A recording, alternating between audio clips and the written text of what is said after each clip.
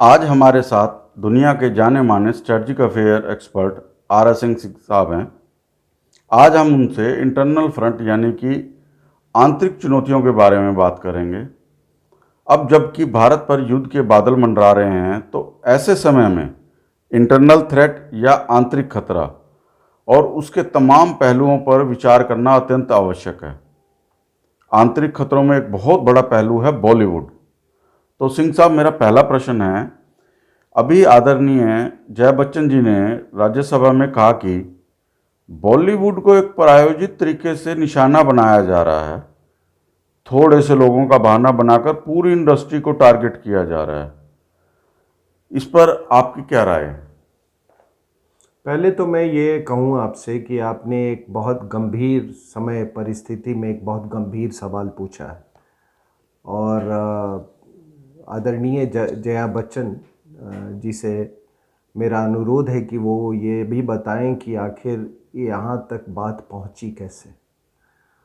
और जहाँ तक चंद लोगों का सवाल है और फ्यू पीपल, जो उन्होंने कहा, अंग्रेजी में उन्होंने अपना भाषण दिया था राज्यसभा में, तो जो लोग दुबई जाते थे दाऊद के बुलावे पे और जो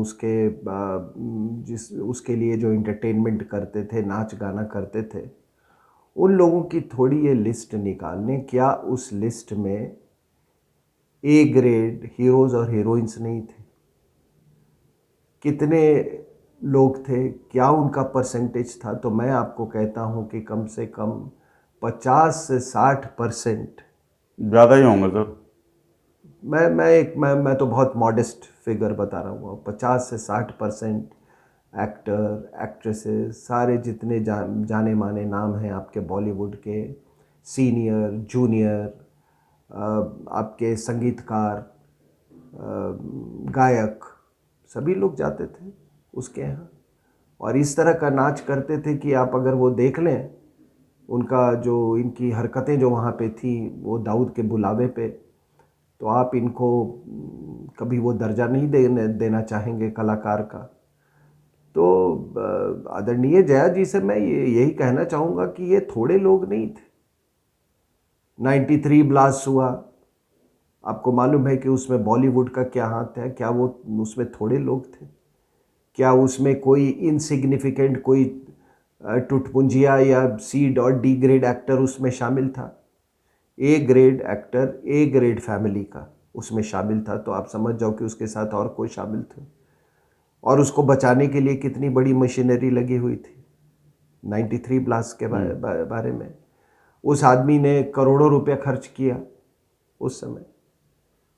दुनिया के, जैसे अभी आप सुशांत केस में देख रहे हैं कि ये जितने महंगे वकील जो होते हैं वो चार्ज एस्ट्रोनॉमिकल फीस, वो उनके उसमें थे, उनके बचाव में ये थे। तो उस समय भी एक इको सिस्टम था। तो फिर आपने देखा 26/11 में, तो 26/11 में मैं आपको बता दूं कि ये सबको मालूम है और मैंने इस पे कई लेख लिखा है और कई बार टेलीविज़न पे भी कहा है कि ये सारा का सारा जो योजना बनी थी इसकी, जो इसकी प्लानिंग हुई थी, वो लुटियंस दिल्ली में हुई थी। ये 26/11 एक राजनीतिक साजिश थी और उसको कार्यान्वित करने वाला कौन था? उसको आईएसआई था। आईएसआई ने किसको माध्यम बनाया? तो उसने लश्कर-ए-तोयबा को कार्डर्स और सप्लाई करने का उसने ठेका दिया, ट्रेनिंग का जिम्मेदारी उसने लिया। और ये पूरी 26/11 की जो मुंबई में जो तैयारी थी उसको सक्सेसफुल बनाने के लिए, वो साजिश बिल्कुल यहाँ के जो अंदर के लोग थे उनकी थी। उसमें बॉलीवुड के भी लोग शामिल थे, कुछ पुलिस के भी लोग शामिल थे, कुछ नेता भी शामिल थे। अब आप कहते हैं कि आप जो भी कह लें कि ये स्कॉटलैंड यार्ड है, ये है महाराष्ट्र है, मैं ये बात नहीं कहता हूँ। उस समय भी पुलिस में कुछ ऐसे लोग थे जो कि जिहादी परस्त थे, पाकिस्तान परस्त थे, दाऊद परस्त थे, अंडरवर्ल्ड परस्त थे, और आज भी है। और उसमें कई देशभक्त भी हैं। उन्हीं देशभक्तों में से जो अमले थे उन्होंने अजमल कसाब को पकड़ा। और अजमल कसाब अगर नहीं पकड़ा गया होता तो मैं हमेशा कहता हूं कि आज ये तो इन्होंने तो पूरी तैयारी कर ली थी 26/11 को हिंदू टेरर बनाने की। और ये भी मालूम है आपको कि ये 26/11 इसलिए बना थे क्योंकि इनको ये मालूम हो गया था कि उनको डर था कि चुनावी रास्ते से वो पावर में नहीं आ सके, तो ये था कि इसको 26/11 की एक एक्ट बता के, इसको टेररिस्ट एक्ट बता के इसको ख़त्म कर दो, ये दोनों ऑर्गेनाइजेशन को, आरएसएस और बीजेपी को। उसके बाद हमारे यहाँ कोई रोकने वाला नहीं होगा। तो ये जो देखिए हमारे जो हमारा जो दर्शन है, हमारा जो दृष्टिकोण है, धार्मिक दृष्टिकोण है, उसमें हम हमेशा की एक बात कहते हैं कि देखिए पुण्य की पाप पे हमेशा विजय होती है, सत्य का झूठ पे हमेशा विजय होता है। तो अजमल कसाब ने ये सारे जितने ये दिमाग वाले आपके लुटियंस दिल्ली में जो मंत्री और ये पथ और वो पथ जितने जो इन्होंने साजिश रची थी वो सब बेकार गया। कुछ पुलिस वालों का भी दिमाग था, बड़े पुलिस वालों का दिमाग था, लेकिन एक छोटे पुलिस वालों ने वो देश को बचा गया। नहीं तो कभी कभी मैं तो इस बात को सोच के मैं बड़ा परेशान हो जाता हूं कि अगर वो अजमल कसाब नहीं पकड़ा गया होता क्या होता। लेकिन ये पूरी जो मुंबई में हमले को फैसिलिटेट करने के लिए जो व्यवस्था जो की थी वो कौन था, मैंने सबका बताया आपको। उसमें एक प्रोड्यूसर डायरेक्टर जिसका नाम ये सुशांत वाले केस में आ रहा है वो भी शामिल था। और उस आदमी की आप हरकतें देखो, बुजुर्ग आदमी। और डेविड हेडली ने भी तो शायद नाम, मैं वही कह रहा हूं कि डेविड हेडली उसी के बेटे के साथ उसने मित्रता बना ली थी। अब वो कांग्रेसी सरकार थी तो ये आदमी बच गया। लेकिन ये आदमी को आप देख लो, आदरणीय जया जेटली से साहब को देखते हो कि इस बुढ़े को जब आप देखते हो तो आपको कुछ होता नहीं है। मुझे तो घिन आती है इस बुढ़े को, जब मैं देखता हूं तो मुझे घिन आती है। जो आदमी उम्र की मर्यादा ना रखे, जिसको एक बेटी और इसमें एक बेटी और पत्नी में फर्क ना आए, वो आदमी घिनौना नहीं है तो और क्या हो। और आप इतने बड़े इंटेलेक्चुअल हो, क्या इंटेलेक्चुअल हो। इंटेलेक्चुअल के गार्ब में आप क्या करोगे जाके? आप जाके मुसलमानों को भड़काओगे। वो वीडियो आप लोग देख लें जिस वीडियो में मुसलमानों को भड़का रहा है। तो आदरणीय जया बच्चन से कहते कि मुझे घिन आती है उस आदमी से, और पूरे हिंदुस्तान को घिन आती है। अगर आपको घिन नहीं आती तो मैं बड़े दुख की बात है। तो 9/11 में ये 93 ब्लास्ट में आप कहाँ, बॉलीवुड का हाथ, 26/11 में आपका हाथ। और फिर आदरणीय जया बच्चन जी एक अभिनेत्री, दुबई में इन्हीं ताकतों ने 2 फीट पानी में उसको डूबो के मार दिया। लेकिन आपको लोगों को तो कोई फर्क नहीं पड़ा, कोई आवाज नहीं उठी थी, कोई आवाज नहीं। कोई देखिए हिंदुस्तान क्या है, कुछ हम लोग बहुत क्रेडुलस लोग हैं, जिसको बहुत जल्दी विश्वास कर लेते हैं। जब तक कोई एक झटका नहीं लगता है तब तक हम किसी चीज़ की गहराई में नहीं जाना चाहते। जिंदगी सरसरी तौर पे जीते हैं, ऊपरी सतह पे, जब तक झटका ना लगे। तो मैंने एक पुलिस ऑफिसर से पूछा कि वो जो अभिनेत्री जो 2 फीट पानी में डूब के मर गई, तो उन्होंने कहा कि सिंह साहब वो तो इसमें क्या शक है कि वो मर्डर था, और वो दुबई इसी के लिए ले गया था क्योंकि वहाँ पर इंडियंस को इन्वेस्टिगेट करना अलाउ है नहीं। उसने पूरा ये तो अंडरवर्ल्ड का डेन है वो। तो इसलिए ये कहना कि ये थोड़े लोग हैं, ये थोड़े लोग, एक अभिनेत्री, आपने उसका इंटरव्यू सुना होगा, वो अपने आप को डिप्रेशन स्पेशलिस्ट भी बोलती है। अपर स्टोरी उसका ब्लैंक लगता है मुझे, ये पूरा, ये सब के सब अपर स्टोरी ब्लैंक वाले हैं, ठीक है ना। सुशांत का यही एक बहुत बड़ी समस्या थी कि वो उन अपर स्टोरी ब्लैंक वाले लोगों के बीच में था, और इससे बड़ी सज़ा किसी को नहीं मिल सकती, इससे बड़ी सज़ा नहीं मिल सकती किसी को कि आप ये सारे, और वो अपर स्टोरी ब्लैंक वाली आके यहाँ पे जेएनयू में आके खड़ी हो जाती है टुकड़े टुकड़े गैंग के समर्थन में।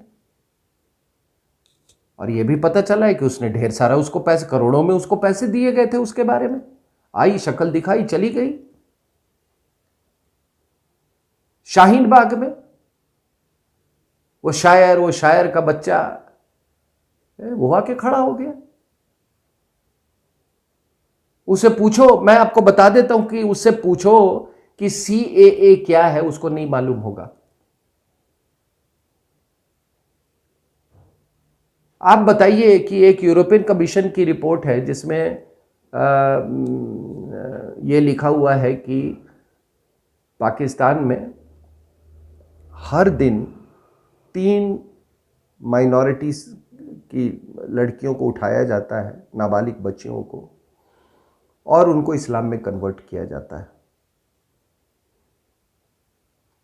और आपको मालूम है इस्लामिक कानून के तहत एक बार जब वो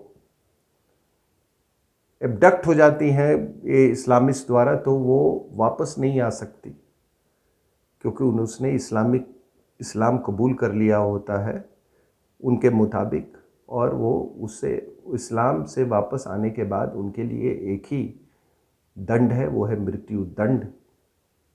तो आप बताइए कि ये लड़कियां कहाँ जाएंगी? जो अफ़गानिस्तान में जो गुरुद्वारों में जो हमले हुए, जो छोटे छोटे बच्चे जिसके लिए एक स्पेशल एयरक्राफ्ट भेजा गया, वो कहाँ जाएंगे? ये क्यों सीएए का ये विरोध कर रहा है? ये उर्दू का शायर और उसका बेटा, ये उर्दू का शायर आपका, ये उधर भी घूम रहा था, बेगूसराय में भी, कन्हैया के सपोर्ट में। तो आप बताइए कन्हैया और इसके उस पे इसका क्या लेना देना है? और एक बात आज तक मुझे समझ में नहीं आई कि ये तो हिंदी फिल्म इंडस्ट्री है ना साहब, तो इसमें उर्दू का शायर क्यों कर रहा है? क्या कर रहा है? और अगर उर्दू का शायर है, कई हुए पहले, मैं एक मिसाल के तौर पर एक बात बता रहा हूं, मैं इसलिए बोल रहा हूं कि अगर हिंदी फिल्म इंडस्ट्री में अगर उर्दू का प्रचलन है, तो फिर अलग अलग तो कोई भाषा है नहीं है, और अलग भाषा नहीं है तो फिर यूपीएससी में इसको क्यों अस्तित्व दिया हुआ है आपने? 1830 तक हिंदुस्तान में उर्दू कह रहे हैं, पर्शियन था। आपको ये बता दूं कि अकबर के पहले यहाँ पे हिंदी की चलती थी, एक लैंग्वेज थी हिंदी की, उसकी वजह अकबर के आने के बाद ये पर्शियन जो है ऑफिशियल लैंग्वेज बनना शुरू हुआ, और 1830 तक ये ऑफिशियल लैंग्वेज रहा। उस समय तो कुछ उर्दू था नहीं, तो ये बनी कब ये भाषा? पर्शियन गया, इंग्लिश आ गई, इंग्लिश आ गई। हाँ। और लोग कहते हैं कि इतनी जल्दी गिरावट हुई इसकी पर्शियन भाषा की। और ये पर्शियन इसलिए था क्योंकि आपको मालूम है कि मुगल कोर्ट में ईरानियन इन्फ्लुएंस बहुत था, ईरानियन इन्फ्लुएंस बहुत था। तो तुरानी जो ये तुर्की वाले थे और ईरानियन थे, इनमें आपस में काफ़ी द्वंद्व भी रहता था ये कोर्ट में। ईरान से यहाँ पर मतलब कहते हैं उस समय की, मैं थोड़ा डाइग्रेस कर गया हूँ, कि ईरान से कोई भी फकीर, कोई आदमी बस अपना पहुँच जाए वहाँ पे, उसके बाद यहाँ के वो माला माल हो जाता था। अब देखो ना, एक आई वो जहांगीर की बीबी थी नूरजहां, है ना, तो नूरजहां ने क्या किया, अपनी भतीजी से शाहजहां की शादी करवा दी, अपने पहले पति के लड़की से दूसरे भाई की शादी करवा दी, खुसरो से, ठीक है ना, वो कर। तो ईरानियन इन्फ्लुएंस, तो पर्शियन भाषा थी यहाँ पे। ये उर्दू का फ्रॉड इस देश में चला रहा है। आप कह रहे हैं हिंदी फिल्म इंडस्ट्री है, आप गाने हमको ये सुना रहे इफ्तिदाई इश्क में, हमसे पैसे कमा रहे, बार बार ये बात कहते हैं और फिर कहते हैं कि यूपीएससी के लिए ये एक अलग भाषा होगी। ये कितना बड़ा फ्रॉड इस देश में चल रहा है।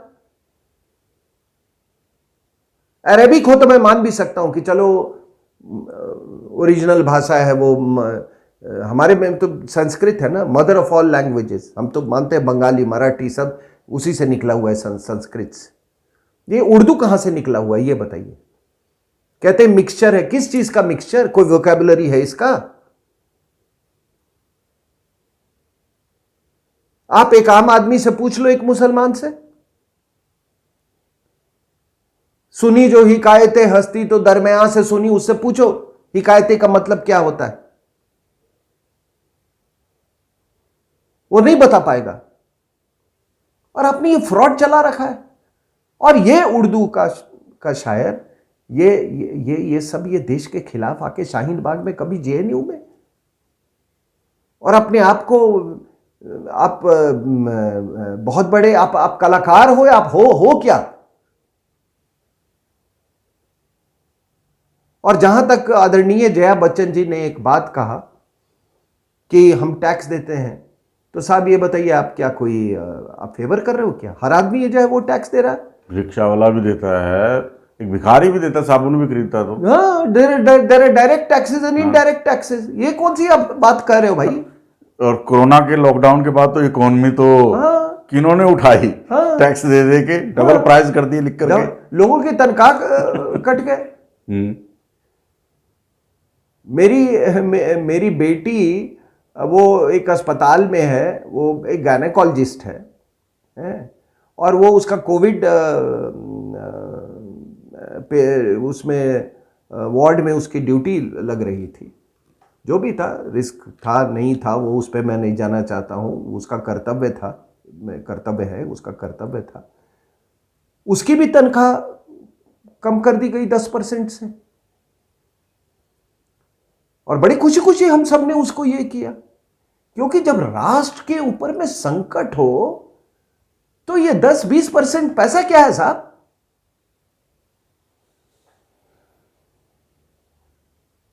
तो हमने जी टैक्स दिए हैं, तो आप कमा रहे हो तो टैक्स कौन देगा भाई?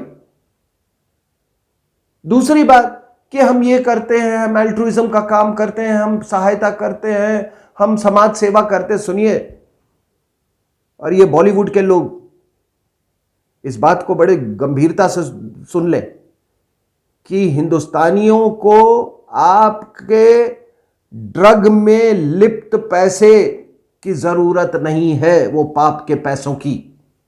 टेररिज्म, ड्रग, मर्डर, इस कुकर्म के पैसे में लिप्त हमको पैसे नहीं चाहिए। आप अपने पैसे अपने पास रखें।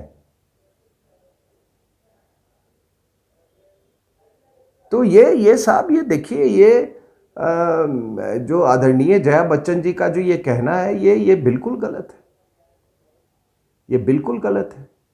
और इसीलिए लोगों में इस बात को लेके बहुत क्या मैं बोले, लोग उनकी बात से बहुत दुखी हैं। ऐसी अपेक्षा नहीं की थी उन्होंने। उनको तो इस बात पे, क्योंकि वो एक इंडस्ट्री में आज से कितने 50 साल पहले वो आई इस इंडस्ट्री में, उनको तो इस बात पे चिंतन करना चाहिए कि ये इस स्थिति तक हम पहुंचे कैसे।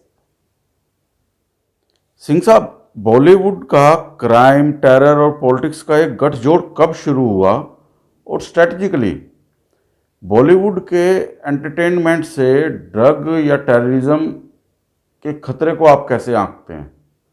साथ ही सिंह साहब, ऐसा भी प्रतीत होता है कि ये जो इंटरनल फ्रंट का पूरा इकोसिस्टम है, हमारे देश को अंदर से खोखला करने की कोशिश कर रहा है। इस चुनौती का हम सामना कैसे करें? देखिए, अगर स्ट्रैटेजिकली आप हमसे पूछें तो अक्रॉस द अरेबियन सी पाकिस्तान बना तो कराची का बहुत बड़ा उसमें ये था, कंट्रोल था। हुआ यूं कि जब पार्टीशन हुआ तो बहुत सारे हमारे जो मुसलमान भाई थे, जो शायरी करते थे, कलाकार थे, उन्होंने भारत में रहने का मन बनाया। और इसलिए मन बनाया उन्होंने क्योंकि उनको मालूम था कि पाकिस्तान में, यानी कि एक मुस्लिम समाज में, कला को बहुत नीचे निगाह से देखा जाता है और भारत में उसको सरस्वती का वरदान माना जाता है। तो इस संस्कृति का लाभ उठाने के लिए उन्होंने, वो मुंबई आए, बॉलीवुड में आए। बॉलीवुड में उनको कुछ लोग काफ़ी उसमें उन्होंने सफलता भी प्राप्त की। और आपको मालूम है कि जो हिंदू सोसाइटी है वो शुरू से वो एक अथाह सागर की तरह है। वरना साहब आप बताइए कि जब पार्टीशन हुआ था तो एक आज़ाद भारत में, जब उस समय एंटी मुगल सेंटिमेंट्स इतना हाई था, जब हिंदू मुस्लिम राइट्स में इतने लोग मारे गए थे, जब डायरेक्ट एक्शन में आपको मालूम है पूरा कलकत्ता खून से लथपथ था, वैसे समय में और वो भी दौर था जबकि बहुत सारे एक्टर और एक्ट्रेसेस थे। उन्होंने अपना मुसलमान नाम छोड़ के हिंदू नाम अपनाया बिकॉज वो जानते थे कि सेंटिमेंट्स ये आपका जो दिलीप कुमार साहब हैं, इनका नाम यूसुफ खान है। By the way Yusuf Joseph से लिया गया यूसुफ, ठीक है। यूसुफ खान है, मधुबाला थी, मीना कुमारी थी, कई ऐसे लोग थे जिन्होंने उस समय, आप हिम्मत देखिए कि एक आदमी बनाता है मुगले आजम पिक्चर बनाता है। तो ये कुछ लोग जो यहाँ पे थे, जो पाकिस्तान नहीं जा पाए, वो उनका दिल फिर भी पाकिस्तान के लिए धड़कता था। तो उन्होंने वो अपने उस कॉम्प्लेक्स को छुपाने के लिए, वो जिहादी मानसिकता को न्यूट्रलाइज करने के लिए, अपने अंदर के द्वंद्व को, वो कम्युनिस्ट बन गए। और फिर उन्होंने वो progressive writers association, progressive writers association, progressive artist association के बैनर के नीचे ये लोग आ गए। और फिर उसके बाद अब देखिए, अब उस समय अगर आप आप उस दौर में भजन कितने बनते थे, आप याद कीजिए, क्योंकि पब्लिक का सेंटिमेंट, कितनी धार्मिक पिक्चरें बनती थी, हमारे माइथोलॉजी के ऊपर में कितनी पिक्चरें बनती थी। अब आप कंट्रास्ट ले लीजिए, कंट्रास्ट इसका ये कीजिए। लोग कहते हैं कि देखिए भाई, अगर बॉलीवुड में अगर कोई हिंदुस्तान में सबसे अच्छा भजन बना है तो वो है मन तड़पत हरि दर्शन को आज, ठीक है। तो लोग कहते हैं कि देखिए भाई, ये कौन, गाना लिखने वाला शकील बदायूं ने, संगीतकार नौशाद, गाने वाला मोहम्मद रफ़ी। ये बिल्कुल सही बात है, क्योंकि उस समय जो माहौल जो था, जो हमारा इन्वायरमेंट था, वो हम आज़ादी के उससे निकले थे और बहुत हाई था हमारा anti Pakistan sentiment, anti Mughal sentiment बहुत हाई था। तो इसलिए जानते थे, प्रोड्यूसर डायरेक्टर थे। और अभी उस समय तक ये प्रोडक्शन का मामला जो है, ये इनके हाथ में नहीं गया था, मुसलमानों के हाथ में नहीं गया था। ये कुछ पारसी लोग थे और कोई वो थे इस बिज़नेस में। लाहौर से आपको मालूम है कई फैमिलीज़ आए यहाँ पे, वो प्रोड्यूसर्स बन गए। तो वो दौर था। तो इस तरीके से, और उसी के कुछ साल बाद आप देखिए कि जब ये दाऊद इब्राहिम, जब ये सक्रिय हो गया बॉलीवुड में और उसकी पैठ बढ़ गई, और वो इतनी पैठ बढ़ गई कि वो प्रोड्यूसर्स को बोलता था कि भाई ये लड़की को तुम लोगे हीरोइन में। एक कोई लड़की थी, क्या नाम, आयूब करके ऐसे नाम था उसका, उसको नहीं लिया तो वो जो डायरेक्टर था उसका या प्रोड्यूसर सिद्दीकी, उसको इसने गोली मरवा दी। वो आया तो कहाँ, तो वो मन तड़पत हरि दर्शन को आज। और दाऊद इब्राहिम ने गुलशन कुमार को सिर्फ इसलिए मरवाया क्योंकि वो भजन बनाता था। और उसके बाद से एक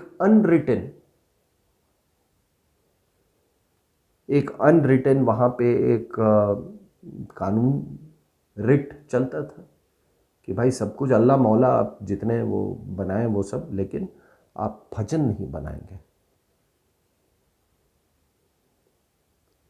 तो ये इसकी आपको मैं पृष्ठभूमि बता रहा हूँ।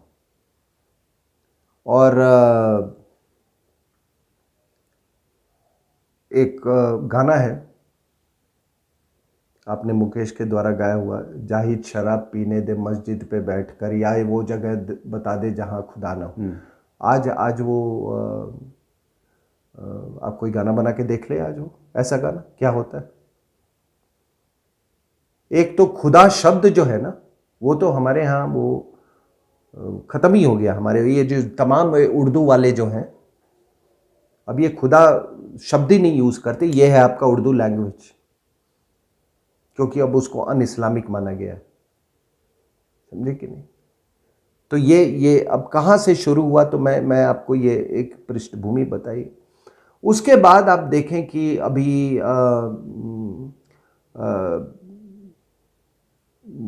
आदरणीय जया जी को मैं ये याद दिला दूं कि जब दीवार पिक्चर बन रही थी तो ऐसा माना जाता है कि जो कैरेक्टर जो था आदरणीय अमिताभ बच्चन जी का, वो हाजी मस्तान के ऊपर में आधारित था।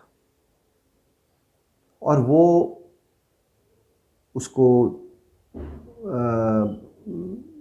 उस अनुकरण करने के लिए आए, उसको अपने छवि उतारने के लिए। मतलब यही आर्टिस्ट का ये काम होता है, कोई भी अच्छा आर्टिस्ट, वो जाके उन्होंने उनकी पूरी छवि को ऑब्जर्व किया और समझा और विश्लेषण किया।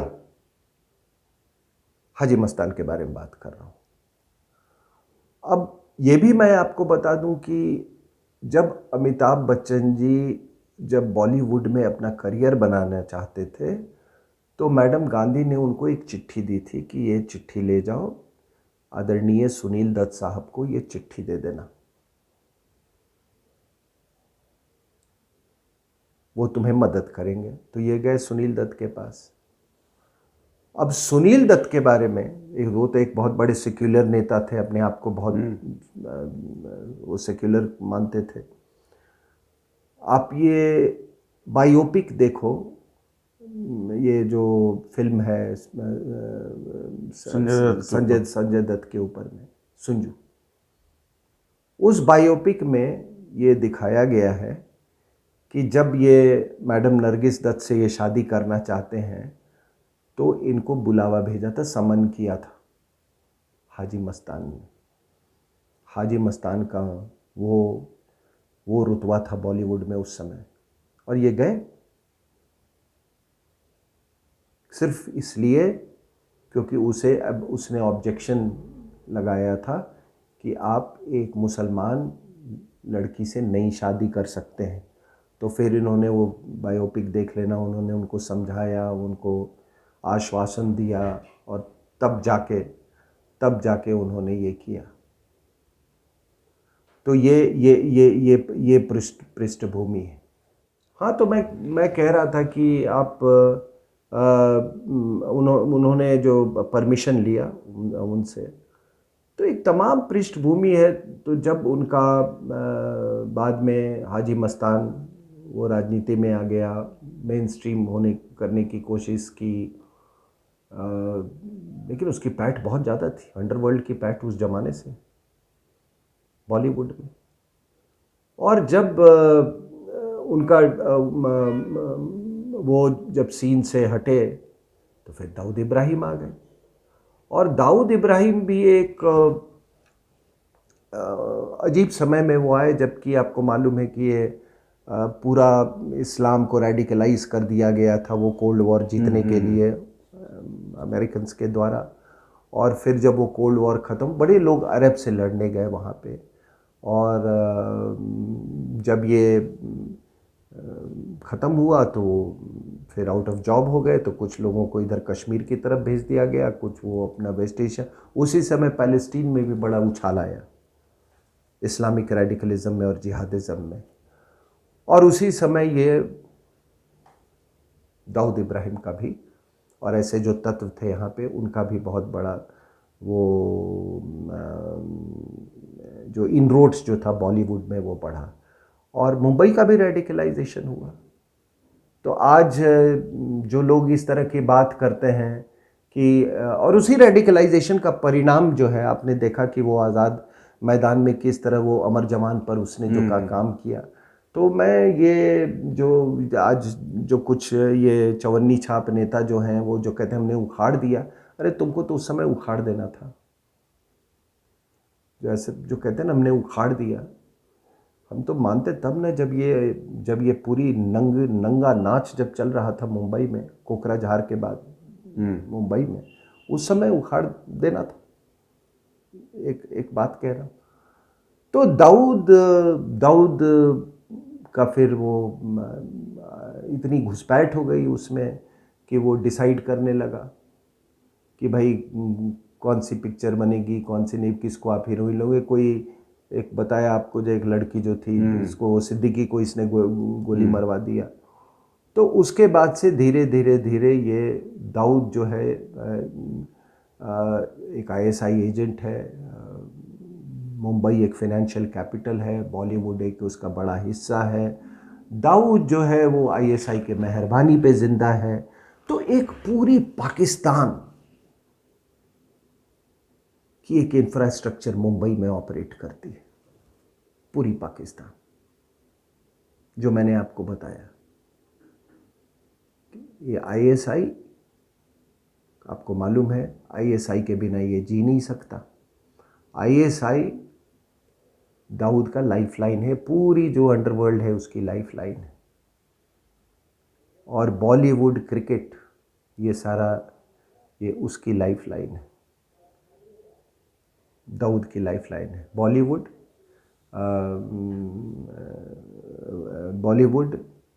पॉलिटिक्स, ड्रग्स, इसका एक वो क्या नाम है, इसका एक भाई पकड़ा भी गया था अभी अमेरिकन के द्वारा। कौन, काकर क्या नाम था इसका, नाम भूल रहा, सुहेल कुछ ऐसे नाम था इसका, भाई पकड़ा गया था। तो ये सारे के सारे जो आप देख रहे हो ना यहाँ पे, ये एक पूरा मतलब परफेक्ट इकोसिस्टम। हाँ, पूरा एक इकोसिस्टम इसमें बना हुआ है।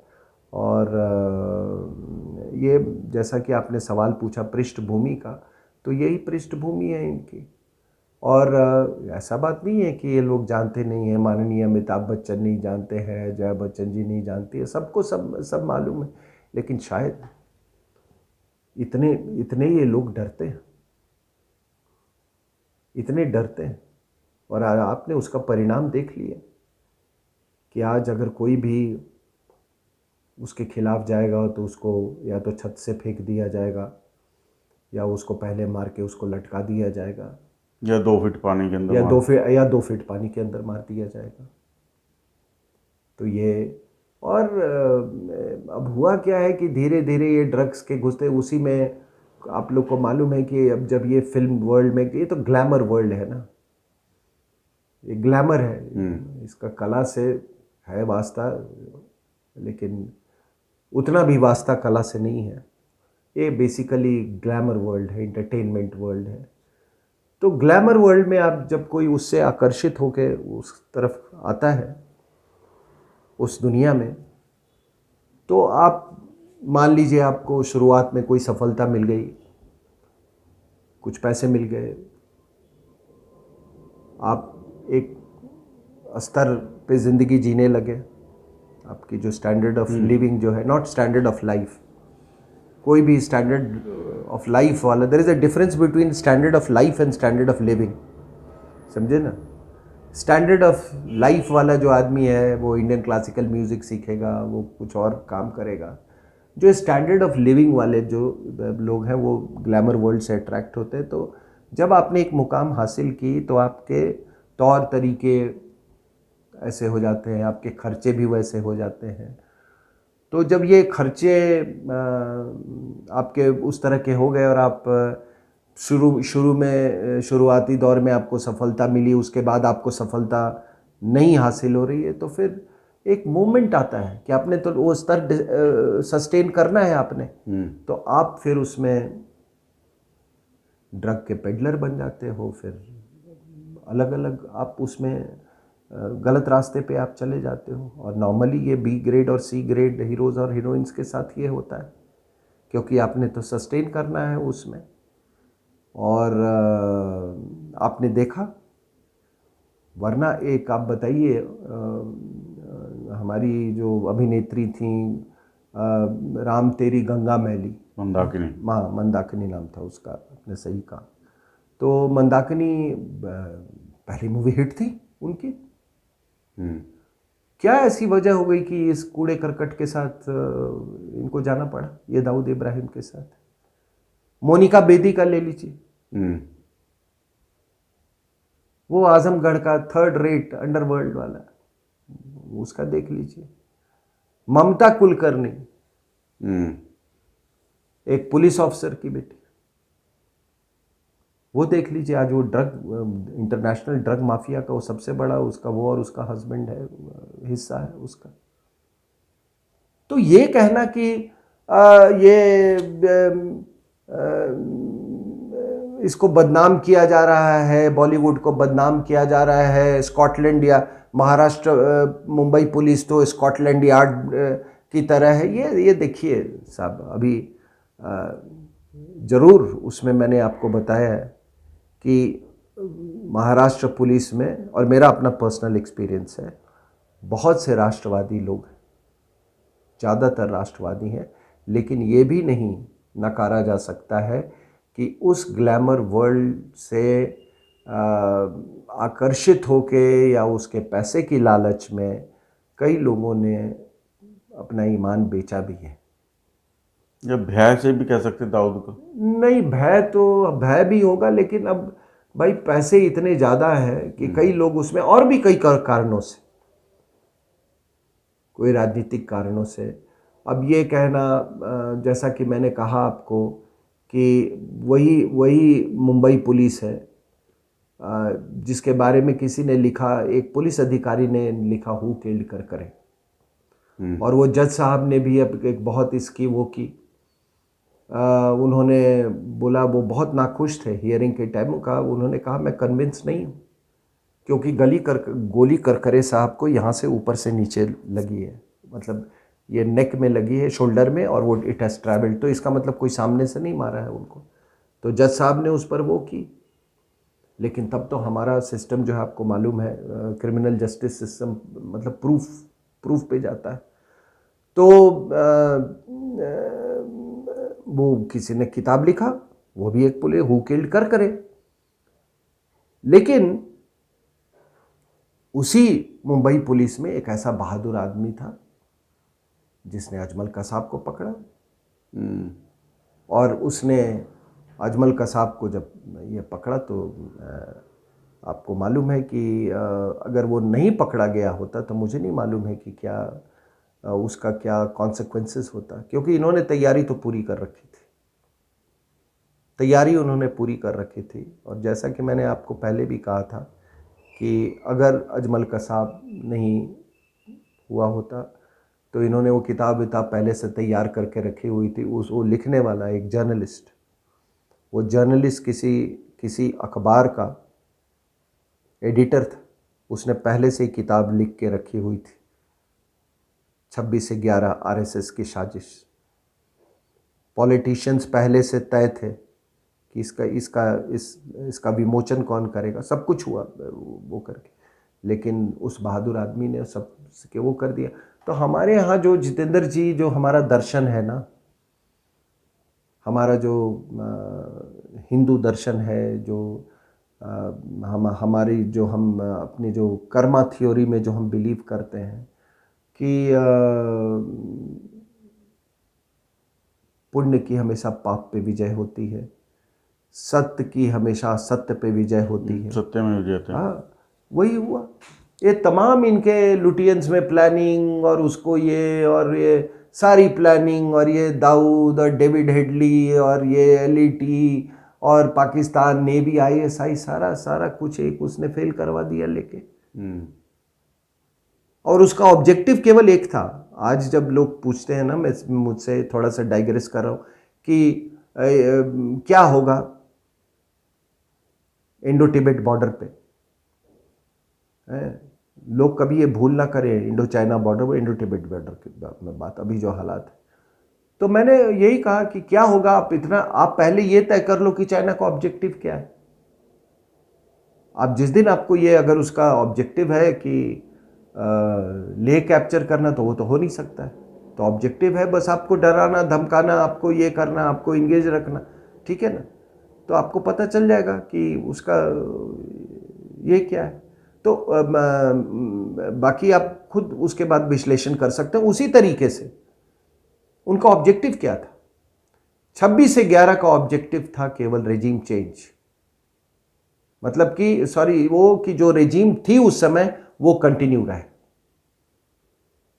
क्योंकि उनका जिहादी एजेंडा जो है पाकिस्तान का एजेंडा। और उसी समय आपको याद होगा कि सियाचिन दे दो, ये सारी चीजें उसी समय हो रही थी। Track two diplomacy. हाँ, ट्रैक टू डिप्लोमेसी। तो ये पूरा एक जब आप पृष्ठभूमि की बात कर रहे हैं तो ये बहुत गंदी पृष्ठभूमि है, बहुत गंदी पृष्ठभूमि है। और ये मुझे तो कभी कभी हंसी आती है कि जब ये आप कभी फिल्म फेयर अवार्ड ये सब देखते हो ना, आप कभी देख लेना, कभी कभी मैं भी देख लेता हूँ ये स्क्रीन अवार्ड और फिल्म। ये हिंदुस्तानी अपने है तो हिंदुस्तानी, ये इमोशंस भी इनके फेक लगते हैं, इनके मैनरिज्म्स भी फेक करते हैं। अगर आप ऑस्कर का एक अवार्ड ले लो और एक इसका अवार्ड सेरेमनी ले लो, आपको कोई अंतर, उसी तरीके से उसको उठाना, ऐसे करना, thank you mom, thank you dad, हैं। और ये हिंदी फिल्म इंडस्ट्री, अवार्ड लेना अंग्रेजी में, गाने लिखना उर्दू में, पैसे कमाना हिंदी फिल्म इंडस्ट्री से। वाह। तो ये तो देर बॉर्न हिपोक्रेट्स, देर बॉर्न हिपोक्रेट्स। नहीं, आप देख लेना ना, वो जैसे ऑस्कर का आप एक ले लो और उसको आप जक्स्टापोज करो जो इनके सेरेमनी, वो एकदम वही उसी तरह से कोई बो पहन के जाएगा, जो इनके ड्रेसेस जो होते हैं वो उसी तरीके से जैसे हॉलीवुड की एक्ट्रेसेस जो पहनती हैं उस तरीके से। फिर वो अंग्रेजी में thank you dad, thank you mom है, उसके बाद ये अंग्रेजी में पूरा भाषण होगा आपको, है ना। और वही है हिंदी फिल्म इंडस्ट्री। तो हिपोक्रेसी तो शुरू से है इस बॉलीवुड में। और जिस आदमी का कोई अस्तित्व नहीं होता है, जिस व्यक्ति को अपने वजूद पे कॉन्फिडेंस ना हो, अपने वजूद पे आस्था ना हो, जो आदमी अपने वजूद से ही भागता हो, उस आदमी को तो कोई खरीद सकता है, उसको तो कोई ड्रग पेडलर बना सकता है, उसको तो कोई शाहीन बाग में खड़ा कर सकता है, उसको तो कोई भी जेएनयू में बेच सकता है। और एक जया जी, आदरणीय जया जी को मैं बताना चाहूँगा कि हमारे एक मित्र हैं पुष्पेंद्र जी, वो एक बहुत बड़े कभी पुराने एक हमारे फिल्म एक्टर होते थे। उनकी पत्नी है, अभी उनसे बातचीत हुई तो उनकी पत्नी ने कुछ पीआईएल दाखिल किया था कुछ चीज़ के मामले में। अगर इसे आगे बोलूँगा तो नाम जाहिर हो जाएगा।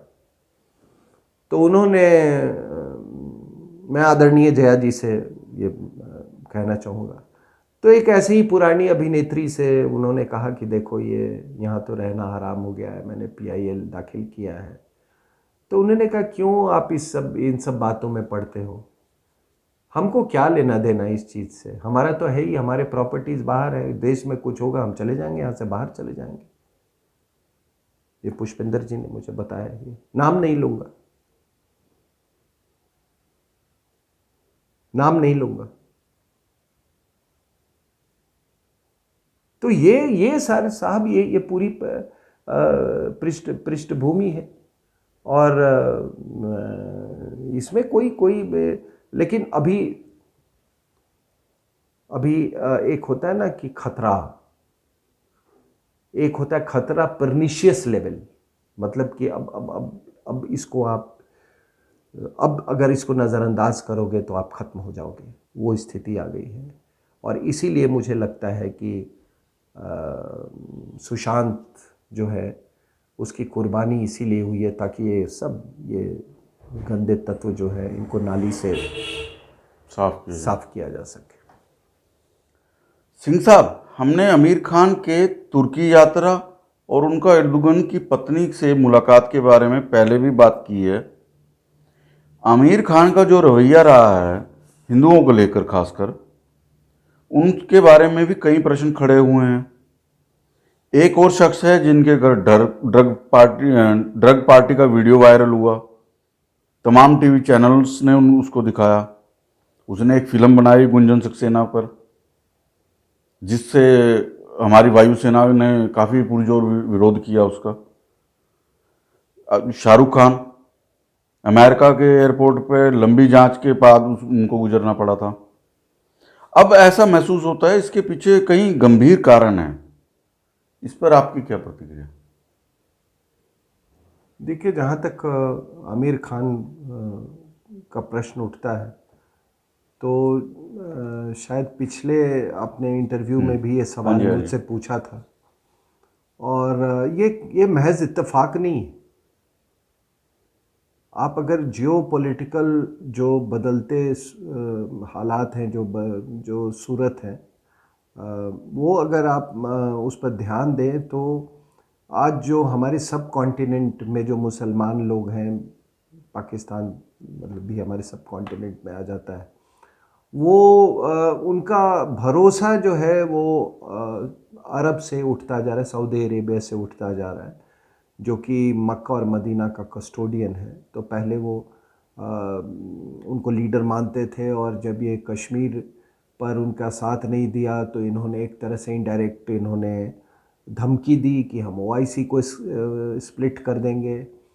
और इस सऊदी अरेबिया की गिरती छवि का फ़ायदा एर्दोगन उठा रहे हैं। वो अब इस्लामिक वर्ल्ड का, एटलीस्ट सुन्नी वर्ल्ड का वो लीडर बनना चाहते हैं। वो लोगों के वो ऑटोमन एम्पायर, वो कैलिफेट का वो सपना दिखा रहे हैं। तो हम देख रहे हैं कि एक पाकिस्तान में और पूरे सब कॉन्टिनेंट में एक मुहिम चल रही है कि ये जो पूरी जो लीडरशिप की जो जिम्मेदारी है या जो सिंबल है मुस्लिम्स का, सब कॉन्टिनेंट का, उसको सऊदी अरेबिया से उसको शिफ्ट करके उसको तुर्की की तरफ ले जाया सके। और इसी सिलसिले में ये आमिर खान साहब वहाँ गए, वहाँ वो तो गए थे किसी पिक्चर के सिलसिले में, लेकिन एक राष्ट्रपति के पत्नी को इनसे मिलना एक नॉर्मल सा एक इंडियन एक्टर से ये बात कहीं हजम नहीं होती। तो मैं उसको इसी परिप्रेक्ष्य में देखता हूँ कि ये एक मैसेजिंग था हिंदुस्तान के मुसलमानों को कि ये सब हीरो हैं। और मैं आपको एक बात बता दूं, हमारे लोग जो लाहौर में जिनको मैं जानता हूं, उन्होंने ये बात कही, और पुष्पेंद्र जी भी बहुत दिनों तक आपको मालूम है वो वहाँ पे कार्यरत थे, हमारे मित्र हैं। तो उन्होंने भी कहा मुझे कि जब ये शर्मिला टैगोर के बेटे का क्या नाम है, सैफ अली खान, हाँ सैफ अली खान, जब इसने शादी की थी तो पूरा लाहौर में ऐसा मतलब माहौल था कि देखो मतलब जैसे सेलिब्रेशन का माहौल, और ये कि और तो इसके पीछे कारण क्या, पाकिस्तान को क्या मतलब भाई कि हमारे एक हिंदी फिल्म इंडस्ट्री का कोई किसी से शादी करे, वो इसलिए कि इसने हिंदू से शादी की। एक हिंदू लड़की से शादी करने में कामयाब हुआ। वो इसको हर चीज़ को वो इस ग्रसित मानसिकता से देखते हैं, नैरो पर्सपेक्टिव में। तो आमिर खान और ये हैं, ये इनको लोग, कई लोग यहाँ पे उस नज़रिए से देखते, तो इनका मैसेजिंग बहुत पावरफुल होता है, बहुत पावरफुल मैसेजिंग होता है। तो उन्होंने उनसे मिल के, अब उनसे मिले, एक तरह का ये एक इशारा था, एक सिंबॉलिज्म था। और यही नहीं, आपने आमिर खान की बात की तो अब देखिए क्या है कि हमारे यहाँ 2-3 तरह के जिहादी हैं। एक ये उर्दू शायरी करने वाले जिहादी, कुछ अंग्रेजी बोलने वाले जिहादी, और कुछ वो वाले वो छोटे भाई का पैजामा और बड़े भाई का कुर्ता वाले जिहादी, ठीक है ना। छोटे भाई वाले तो जल्द पहचान में आ जाते हैं, ये वाले बड़े मुश्किल से पहचान में आते हैं, लेकिन मानसिकता वही है, इनकी मानसिकता वही है। तो आप अगर, मैं एक हैरान था कि इनके कारनामे, उन्होंने एक पिक्चर जो बनाई थी, आपने सब, मैं दोहराना नहीं चाहता, वो जिस तरह से हमारी देवी मतलब देवताओं को इन्होंने दिखाया। साहब ये बताइए कि इस्लाम ये आया 712 ईस्वी में, इसका मोहम्मद बिन कासिम का हमला हुआ, फिर 500 साल का वक्फा था, फिर ये सल्तनत हुए, फिर ये मुगल्स आए, इस्लाम आया। कुछ लोग अपने आप को पता नहीं, सब मुगल के वंशज मानते हैं, अफ़गान को नहीं अपना वंशज मानते हैं, पता नहीं क्यों, या कुछ लोग मानते भी होंगे। तो इतने साल से इस्लाम रहा है, लेकिन आप किसी हिंदू से पूछ लो, आप मुसलमान से, द्रौपदी कौन थी, भीष्म पितामह कौन थे, ये सारी चीज़ उनको मालूम है, रावण कौन था। ये आप ये बताइए कि आप कहते हैं कि एक इतनी बड़ी माइनॉरिटी यहाँ पे, दुनिया के सबसे ज़्यादा मुस्लिम पॉपुलेशन भारत में है, तो इंडोनेशिया के बाद, हाँ, इंडोनेशिया के बाद। तो आप ये बताइए कि यहाँ पर एक आम आदमी से पूछिए कि आप 4 खलीफों के नाम बता दो। रसूद्दीन खलीफा कौन होते थे ये बता दो। ये बैटल ऑफ बदर के बारे में बता दो। कारवां की लूट के बारे में बता दो। जिहाद के बारे में बता दो। अबू बकर कौन था उसके बारे में बता दो। सलाहुद्दीन कौन था उसके बारे में बता दो। अल अस्का मॉस्क है उसके बारे में बता दो, उसकी अहमियत क्या है। आपको कभी बताया गया। और ये तमाम जो आपको, जो ये अपने आप को कलाकार बोलते हैं और हिस्टोरियंस हैं, क्या आपकी कला वहां खत्म हो जाती है? आप बताएंगे नहीं कारवां क्यों लूटते थे, कौन लूटता था? शायरी करते हो ना, कारवां के पद चिन्ह, ये तो हिंदी बोल दिया मैंने। फुटप्रिंट्स ऑफ कारवां अभी भी है, मतलब कहने का कि अभी भी मुगलों का फुटप्रिंट्स है यहाँ पे। शाहजहां पे पिक्चर बनाओगे, बताओगे नहीं कितने बच्चे थे उसके, दिखाओगे नहीं कि रोशन आरा और वो दूसरी का थी जहां आरा, वो लोग कौन थे, उनके बारे में नहीं बताओगे? किस खलीफे का कैसे कत्ल हुआ इसके बारे में नहीं बताओगे? हजरत अली के कत्ल के बारे में नहीं बताओगे? कि क्या हम केवल मुहर्रम में ही हम ये जान पाएंगे कि वो भी हम नहीं जानते थे, वो भी कोई बताने वाला नहीं था। तो आप ये कहाँ गया आपका ये आर्टिस्टिक ये? आप अहमदियाज पे पिक्चर नहीं बनाओगे। हम्म, आप 14वीं शताब्दी में इस्माइल शाह ने कैसे सुन्नी रिलीजन को सुन्नी मजहब को त्याग कर शिया मजहब में आए और किस तरह से उन्होंने सुन्नी पर वो कहर ढहा, इस पर पिक्चर नहीं बनाओगे। कुछ भी नहीं मालूम, कितना बड़ा इंफॉर्मेशन गैप है। और तब मुझे लगता है कि ये जो लोग इस्लामिक स्टडीज, क्या इस्लामिक स्टडीज, इस्लाम ने एक इजिप्ट, फिर पर्शियन, फिर वो हमारे यहाँ अरेबिक भाषा नहीं आई, पहले वो पर्शियन भाषा आई, पर्शियन संस्कृति थी। इस्लाम के आने से पहले हमारा आदान प्रदान था। और ये बात पहले भी मैं कह चुका हूं कि पंचतंत्र की कहानियां इस्लाम के आने से बहुत पहले विष्णु को पहुंच चुकी थी। तो इसके बारे में नहीं बताओगे तो ये आर्टिस्टिक फ्रीडम कहां हो जाता है भाई।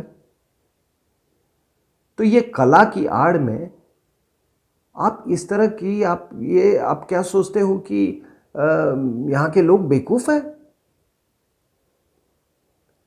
एक आप YouTube पे चले जाना, ये आमिर खान का एक इंटरव्यू है। एक इन्होंने कहीं से महिला उठा के ले आए, पता नहीं, मैं नहीं जानता उसको। अब वो पूरा वो अपना विश्लेषण दे रही है, वो ठीक है साहब, ये तो वो देश है, आप माने ना माने, आप सिंदूर लगाना चाहे ना लगाएं, आप जो पहनना चाहे, किसी को इतनी फुर्सत ही नहीं कौन क्या कर रहा है। आप उसे सवाल पूछ रहे हैं करवा चौथ के बारे में, और वो कह रही है कि करवा चौथ में, कहते मैं नहीं करवा चौथ करती। ठीक है भाई, मत कीजिए, यहां पर सबको छूट है। लेकिन ये कहना कि मैंने कहा कि पूरे अंग्रेज की बीवियां तो करवा चौथ नहीं करते तो उनके क्या पतिदेव मर जाते हैं, और ये हंस रहा है, वो भी हंस रही है। ये पूरे इंटरव्यू का आप टेनर देख लें आप। किसी की आस्था पे चोट करना, किसी को ये जो सोफिस्टिकेटेड अंग्रेजी बोलने वाले ने कि 2 पिक्चर ऐसे बना दी और बाकी अपना मैसेज बड़ा सटल वे में। अब सटल वे की मैसेज के बारे में जो आपने पूछा, ये शख्स जिसके यहाँ ये एक वीडियो जारी हुआ जो ड्रग पार्टी का और जो तमाम टीवी चैनल पर, बाकी छोड़ दो साहब, आंखें देखो, आंखें देखो उन महिलाओं का जो उस पार्टी में, आपको साफ अंदाज हो जाएगा कि ये नशे में धुत। वो आदमी, चलो उसके बाकी उसकी निजी जिंदगी है, उसके निजी प्रेफरेंसेस कुछ भी हो, फिजिकल प्रेफरेंसेस जो भी हो, उससे मुझे कुछ लेना देना नहीं है।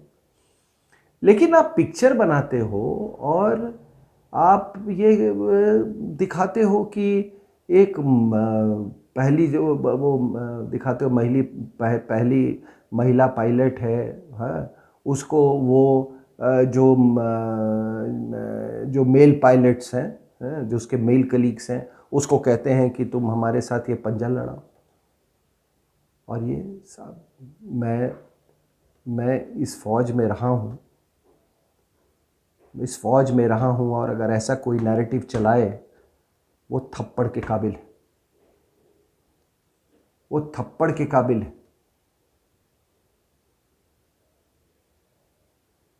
मैंने आज तक अपनी ज़िंदगी में, और आप भी अपनी ज़िंदगी में बहुत सारे एयरफोर्स और इससे अफसरों से आपका वास्ता पड़ा होगा, ये परफेक्ट जेंटलमैन होते हैं, परफेक्ट जेंटलमैन। और अगर उनमें से ऐसा कोई, पहली बात तो हो ही नहीं सकता है, दूसरा कोई अगर एक बैड हैट निकल भी जाए तो आप समझ नहीं सकते हो कि सिस्टम उसके साथ क्या करती है। तो आपने ये देखो, ये कितना शातिर दिमाग का आदमी है। पहले तो डायरेक्टर की आड़ में, प्रोड्यूसर की आड़ में ड्रग का धंधा करता है, और अब ये पिक्चर की आड़ में पिक्चर की आड़ में देखो किस तरीके से, कितना सटल वे में इंडियन एयरफोर्स में मतलब को एक गलत तरीके से पोर्ट्रे करना, उसको सली करना, उसके उसके इमेज को डिस्ट्रॉय करने की कोशिश कर रहा है। मान लीजिए अगर वो सीन नहीं होता तो क्या होता, क्या मूवी में वैल्यू नहीं होता? उसने इसीलिए ये पिक्चर बनाई ही थी। और यही तरीका होता है कि आप जो आपका जो एजेंडा जो है वो एक ऐसे चीज़ पर उसको राइड करवाएं, ठीक है, जो कि लोग उसको मतलब उसको बड़े सटल वे में उसको उसको लोग एब्जॉर्ब कर ले, या उनके जहन को मैनिपुलेट किया जाए। ये वो लोग हैं। इसीलिए हमारे यहाँ जितनी ये ताकतें हैं ना, ये क्या करते हैं कि समाज में आपको पैसे से, आपको ये फिल्में बना के, आपको लेखक बना के, आपको अवार्ड्स दे के ये की कम्युनिकेटर बना देते हैं। की कम्युनिकेटर की अरुंधति रॉय है, उसको कोई अवार्ड दे दिया, उसके बाद वो कुछ जब बोल दी तो वो हाईलाइट हो जाएगा। तो यही इनका ये है, इनका एजेंडा है। लेकिन अब ये एजेंडा समझ में आ रही है लोगों को। आप एक तरफ ड्रग का धंधा कर रहे हो और आप एक तरफ एयरफोर्स का ये कर का, क्या आप पैट्रियोटिज्म दिखा रहे हो?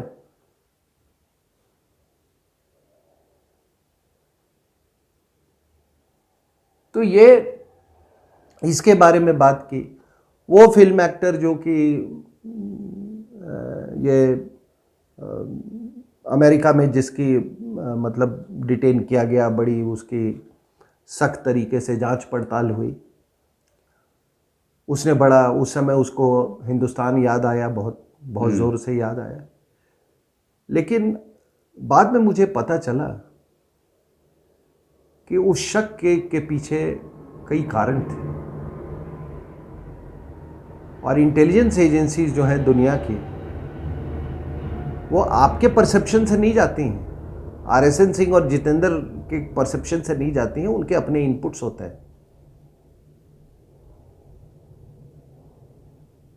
और उनके इनपुट्स थे कि इस आदमी का रवैया ठीक नहीं है। वो आप तो जान नहीं पाएंगे। आज बताइए, मैं एक बात कह रहा हूं, ये सुशांत वाले ही केस में अगर ये चैट्स नहीं आते, सही बात है, तो आपको कुछ मालूम नहीं होता। अब चैट्स को हासिल करने का टेक्नोलॉजी तो हमारे और आपके पास है नहीं, वो तो इंटेलिजेंसीज के पास ही होती है। तो ये लोग क्या कर रहे हैं, इनके बारे में इंटेलिजेंस इनपुट्स क्या है, वो तो जो वहाँ पे भाई किसी को रोक रखा है, उसको वो अपना समय ऐसे ही थोड़ी व्यतीत कर रहा है। ये कौन सा राष्ट्रपति लगा हुआ है हिंदुस्तान को? ये सॉरी, कोई एक बहुत बड़ा सरकारी डिप्लोमेट है, हाकिम है कि इसको इस तरह से इसकी छानबीन की जा रही। कोई कारण होगा। और इसने जो पिक्चर बनाई वो आप समझ सकते हैं कि वो कितना, वो उसकी फंडिंग क्या थी, आप सबको मालूम है। तो ये जो आपने देखा, ये पूरा कि देश का ये मैंने आपको कहा ना कि ये Arabian sea, cross the Arabian sea, फिर ये बॉलीवुड, और ये बॉलीवुड मुंबई में है, आपको बोला फिनेंशियल कैपिटल भी है, पॉलिटिशियंस भी हैं यहाँ पे, वो सब कुछ है। मैंने आपको ये बताया, उदाहरण दिया इनका कि आपको ये जो ये उस व्यक्ति का, वो पुलिस वाला क्या नाम है इसका, अरे नागोरी अभी जो पकड़ा गया है, नहीं, ये मैंने आपको बताया ना कि वो अहमदाबाद से, जो हाँ अहमदाबाद से, वो न्यूज़ में आया था पीछे। हाँ न्यूज़, हाँ एक ये जो कह रहे ना बॉलीवुड, ये Bombay, Scotland yard, etcetera etcetera, आप उनके इमेज पर आप चोट मार रहे हो, ये सब सर अभी जस्ट 2 दिन पहले की बात है, वडोदरा अहमदाबाद रोड पे एमडी क्या है वो ड्रग, एमडीए में क्या हाँ, कुछ ऐसे ही। ऐसी है कोई ड्रग है ना एमडीए में, जो वो सुशांत वाले केस में भी उसका जिक्र आ रहा है। एक शख्स पकड़ा गया, गाड़ी से जा रहा था, उसको इंटरसेप्ट किया गया। उस आदमी का नाम है फिरोज खान नागोड़ी। उसके पास से ये बरामद हुआ। उसके साथ कौन पकड़ा गया? 6 लोग और पकड़े गए। उसमें एक ऐसा व्यक्ति है जो किसी पार्टी के टिकट पे चुनाव लड़ा था, उसका नाम है तेजाब वाला। तो पॉलिटिशियन अब, और ड्रग्स कहाँ से आ रहा था? तो बॉम्बे से, मुंबई से। तो आप तो देख रहे हैं ना। तो ये सारा का सारा ये समझ लीजिए कि, और आप देखेंगे कि ये जितने मुझे मालूम है ये इन्होंने एक पूरा एक जाल बिछा रखा है। और ये आप देखिए दाऊद का वर्चस्व बढ़ना, और ये तीनों खान एक्ट्रेस का राइज, इट इज कॉन्कॉमिटेंट।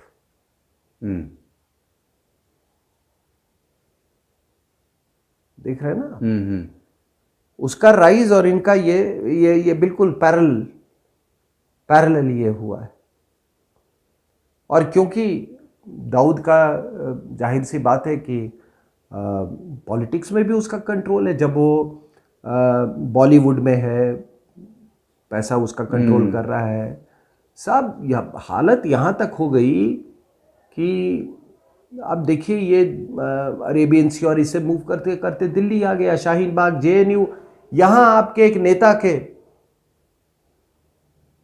नेता की पत्नी की वो भी हत्या हुई। हाँ। और आप थोड़ा पैरेलल देख लीजिए सुशांत वाले केस से, कि उस समय भी वहां भी सीसीटीवी नहीं था, यहां भी सीसीटीवी नहीं है।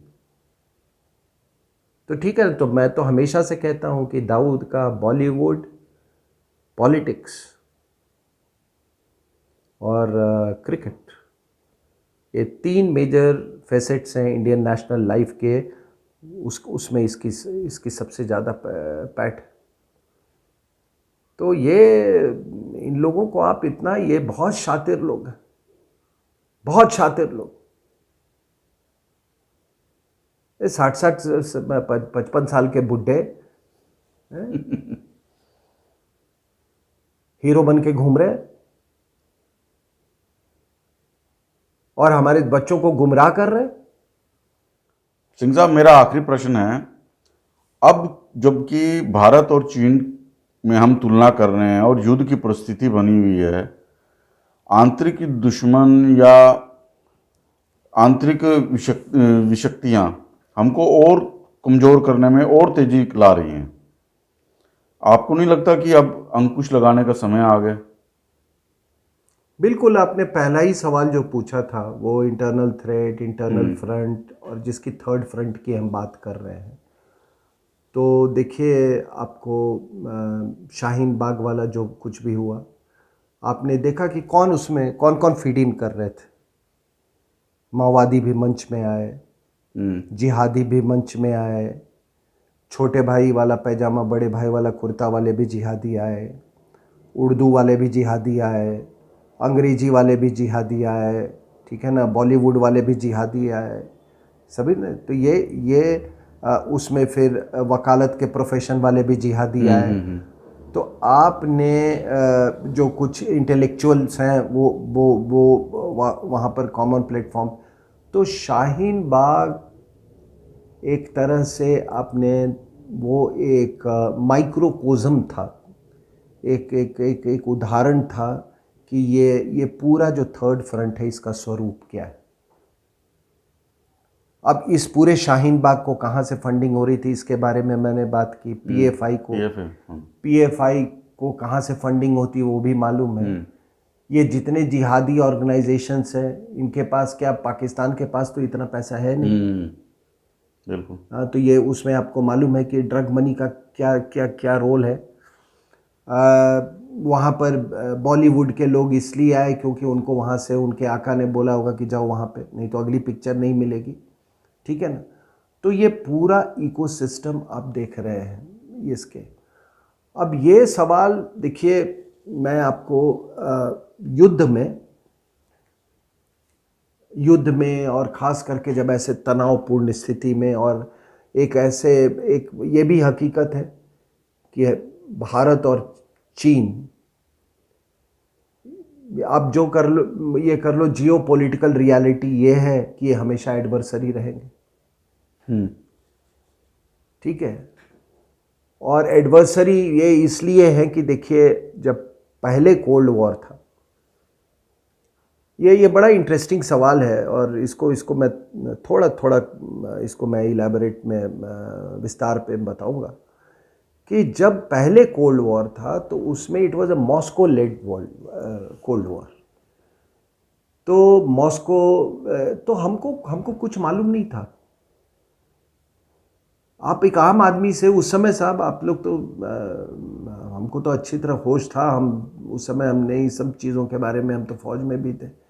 आप किसी से पूछो सोवियत यूनियन को, तो एक आम आदमी को ये नहीं मालूम था ये किर्गिस्तान, कजाकिस्तान, उज्बेकिस्तान, तुर्कमेनिस्तान ये क्या है, यूएसएसआर, ये आपका ये था, आपकी नॉलेज थी, आपका कॉन्शसनेस था सोवियत यूनियन के बारे में। तो उस समय भी, कोल्ड वॉर के समय में, एक बहुत बड़ा इंटरनल एक वो मैकेनिज्म था जो कि उन्होंने ओवर द ईयर्स तैयार किया हुआ था। उस समय भी ये तमाम, उन्होंने बॉलीवुड में जो प्रोग्रेसिव राइटर्स एसोसिएशन, प्रोग्रेसिव, वो देश का कैसे मनोबल नीचे करना है, वो सारा कुछ हुआ था। उस समय भी जो मैरीटाइम फैक्टर था वो भी था, लेकिन इनडायरेक्ट था। आपने 71 की लड़ाई में आपने देखा किस तरह से जब 7th फ्लीट का खतरा हुआ तो ये वो हुआ। लेकिन सोवियत यूनियन से हमारा डायरेक्ट ज्योग्राफिकल इंटरफेस नहीं था, यानी कि कोई भौगोलिक वो नहीं था, समझे कि नहीं। तो उस समय जो जियोपॉलिटिकल हालात थे, हम कोल्ड वॉर चल रहा था, पाकिस्तान फ्रंटलाइन स्टेट बना हुआ था, हमारे पास कोई चारा नहीं था, और जियोपॉलिटिकल हालात के कारण और कई चीज़ों के कारण हम सोवियत यूनियन के, हमको स्ट्रैटेजिक पार्टनर उनको बनाना पड़ा। लेकिन जो उन्होंने वो फ्रेंडशिप, वो ट्रीटी जो साइन की और जो स्ट्रैटेजिक पार्टनरशिप हमारा बना, उसका उन्होंने बहुत बड़ा हमसे दाम, हमको उसके लिए चुकाना पड़ा। और दाम यूँ चुकाना पड़ा कि हमको बोला गया कि आप जवाहरलाल नेहरू यूनिवर्सिटी को पूरा किए दे देंगे, आप इन अखबार के उसको आप नहीं छेड़ेंगे, आप अपने कॉन्स्टिट्यूशन में बदलाव करेंगे। ये सब सोवियत संघ के कहने में हुआ कि आप सोवियत उसमें बदलाव करेंगे, तभी ये वर्ड सेक्युलर और सोशलिस्ट ये ऐड प्रीएम्बल में ऐड हुआ, और एवज में हम आपको जो भी है, और हम ये देखेंगे कि आप पावर में रहें, हम ये भी देखेंगे कि आप पावर में रहें, ठीक है ना, और आपको हम इलेक्शन फंडिंग भी करेंगे। तो उसी सिलसिले में वो इलेक्शन फंडिंग जो सोवियत यूनियन में होता था, उसी के कारण में वो ललित नारायण मिश्रा का जो असैसिनेशन हुआ था, वो भी इसी कारण हुआ था, ठीक है ना। वो कहीं कंडूर, वो एक दूसरी कहानी है, वो मैं कह रहा हूँ। तो लेकिन उस समय हमारा कोई वो नहीं था। और दूसरा था कि कोल्ड वॉर के समय में वो सोवियत यूनियन की कोई इतनी बड़ी, मतलब कुछ हैसियत नहीं थी, इकोनॉमिक हैसियत। हालांकि हम उसको बढ़ा चढ़ा के देखते थे हमारे नज़रिए से, ठीक है। लेकिन चीन के साथ क्या है साहब, कि चीन का भी जो इंटरनल प्रॉक्सीज हैं वो बहुत स्ट्रांग है। आपको मालूम है कि 62 की लड़ाई के बाद इसकी पहले सितंबर का महीना, अक्टूबर में हमला हुआ था ना, सितंबर के महीने में जब नेहरू जी ने ये कहा कि हमारे देश पे खतरा मंडरा रहा है और उस समय नेफा यानी कि अरुणाचल प्रदेश और ये लद्दाख दोनों तरफ स्थिति गंभीर है। तो उस समय इनकी जो सेंट्रल कमेटी है कम्युनिस्ट पार्टी की, उसकी एक मीटिंग हुई और उसमें जो बंगाल के जो कम्युनिस्ट थे उन लोगों ने कहा कि भाई हम तो चाइनीज़ के साथ हैं। और जो महाराष्ट्र ये आपके सॉरी केरला नहीं वो बंगाल और पंजाब के कम्युनिस्टों ने कहा कि हम चाइना के साथ हैं। और आपको ये भी बता दूं कि जब चाइना 1950 में जब इन्वेड किया था चाइना तिब्बत को, तो उस समय भी इन्होंने बड़ा समर्थन किया था चाइनीज़ को और इनको कहा कि वो जो मेडिएवल डार्कनेस से तिब्बत को निकाला है चाइना की कम्युनिस्ट फोर्सेस ने एट्सेट्रा एट्सेट्रा। तो ये बंगाल के कम्युनिस्ट और पंजाब के कम्युनिस्ट ने कहा कि हम चीन के साथ हैं और महाराष्ट्र और केरला इनके जो कम्युनिस्ट थे उन्होंने कहा कि नहीं भाई हम तो पंडित नेहरू के साथ हैं। उसके बाद 1964 में इनका स्प्लिट हो गया। लेकिन उन कम्युनिस्टों का जो प्रो चाइना है उनका वर्चस्व कायम रहा है। और वर्चस्व ये कि भाई उनमें से ज्योति बासु भी शामिल था। अब इस देश का विडंबना देखो कि जो 3.5 डिकेड एक चाइना परस्त आदमी, तो आप लिवरेजेस देखो, ज्योति बासु, कई और है ना, वो आपका उधर वाला त्रिपुरा वाला, ठीक है। तो इनके पॉलिटिकल लिवरेज देखो चाइना की, ठीक है। अब आप उसको देखिए कि वही पॉलिटिकल लिवरेज जब अपने चरम सीमा पर पहुंचती है तो वो सोनिया गांधी की सरकार को सपोर्ट करने लगती है। उनके सपोर्ट के बिना सोनिया गांधी कभी सरकार बना नहीं सकती थी। और आप एक देखना, ये टेलीविज़न पे भी आया था कि जब ये इसके थोड़े सीट आए थे, 149 क्या 147 थे, तब ये ज्योति बासु ने कहा था कि मैडम आप चिंता मत कीजिए, 5 साल रूल कीजिएगा। तो वही चाइना परस्त लोगों ने इसको सपोर्ट किया। उसी चाइना परस्त लोगों से इन्होंने नेशनल एडवाइजरी काउंसिल किया। और जब हमारे यहाँ देखें, जब किसी देशद्रोही की दुकान कोई दुकान नहीं मिलती है ना, तो वो गांधीयन हो जाता है। उसको फिर गांधीयन का दर्जा, जब वो अपने आप को कम्युनिस्ट नहीं कहना चाहते, जैसे जितने पाकिस्तान परस्त लोग थे ना बॉलीवुड में, वो प्रोग्रेसिव राइटर्स एसोसिएशन में आ गए, ठीक है। और उसी तरीके से ये जो है ये गांधीयन ये बन गए। तो इन्होंने एक पूरी इकोसिस्टम क्रिएट की हुई है बॉलीवुड में, सभी जगह पे, एकेडमिया में, पूरे जो ये है आपका यूनिवर्सिटीज़, और इसको इन्होंने कब्जा कर लिया। सब अपने अपने लोग बैठा है जहाँ से माइंड्स कंट्रोल होते हैं। अब है क्या साहब कि अब वो तो हर दिन हमको मैनिपुलेट कर रहे हैं, चाइनीज़ मैनिपुलेट कर रहे हैं। आज आप टेलीविज़न देख लो, शाहीन बाग में वो एक आता है, वो दाढ़ी वाला एक क्या नाम है उसका, उसने कहा कि मैंने कोशिश की थी उठाने की ये बात कि यूघुर मुसलमानों का किस तरह से उन पर कोहराम मचाया हुआ है चीनियों ने, लेकिन कुछ वहाँ कम्युनिस्ट थे, उन्होंने हमको नहीं बोलने दिया। वो टेलीविज़न पे आजकल बोलता है। दूसरा, या शर्जिल इमाम क्या कहता है कि चिकन नेक को हम काट देंगे, उसको हलाल कर देंगे इंडिया से। वो किसके लिए कह रहा था? वो चाइनीज के फेवर में बात कर रहा था, है कि नहीं? क्यों काटोगे भाई, कैसे काटोगे? तो उसने वो भी उसकी चाइनीज की बात कर रहा था। तो जितेंद्र जी, मुझे एक बात की बड़ी हैरानी होती है कि ये जितने फोर्सेस हैं, कम्युनिस्ट, जिहादी, बस एक इनका यही पर्पस है आज जानते हैं ये जितने ये बॉलीवुड में जो ये वो वर्ड नहीं यूज़ करूँगा, वो वाला वर्ड नहीं यूज़ करूँगा, ये जितने नॉटी लोग हैं ना बॉलीवुड में, समझ रहे हैं आप? ये जितने नॉटी लोग हैं और जितने ये जिहादी नॉटी लोग हैं हमारे देश में, और इनकी बस एक यही मंशा है कि किस तरीके से हिंदुस्तान को कोई सेटबैक लगे चाइनीज के खिलाफ, तो हम उसके बाद से फिर तो हम छा जाएंगे यहाँ पे।